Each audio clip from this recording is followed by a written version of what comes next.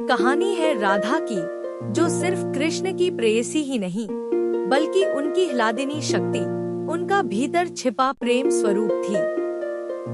पद्म पुराण के अनुसार राधा वृषभानु जी की कन्या थी। यमुना के तट पर बसे रावल गांव में जन्मी राधा बाद में अपने परिवार के साथ बरसाना आ गई, जहां प्रेम की धड़कनों का पहला अध्याय लिखा गया।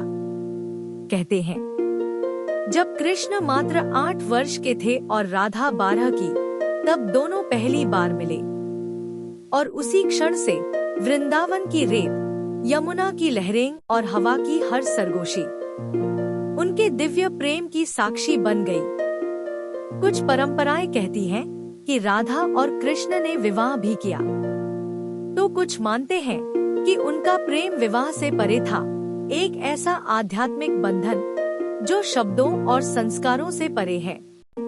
जयदेव गोस्वामी के गीत गोविंद ने इस दिव्य युगल के प्रेम को अमर कर दिया, जहां राधा की विरह व्यथा और कृष्ण का मृदु स्मरण दोनों मिलकर भक्ति की सबसे ऊंची धुन रचते हैं।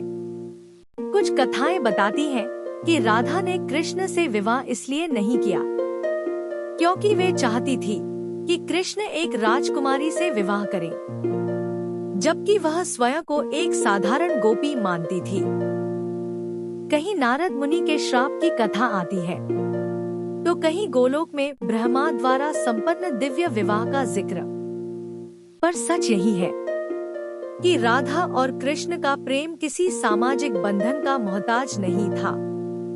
वह प्रेम था जिसमें न शुरुआत है न अंत। वह प्रेम था जिसमें राधा कृष्ण की आराधना है और कृष्ण राधा की आत्मा। गौड़ीय वैष्णव परंपरा में राधा को सर्वोच्च देवी माना जाता है, क्योंकि वे ही वह शक्ति हैं जो स्वयं कृष्ण को भी मोहित कर लेती है।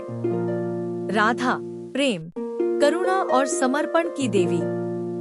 राधा भक्ति का शिखर।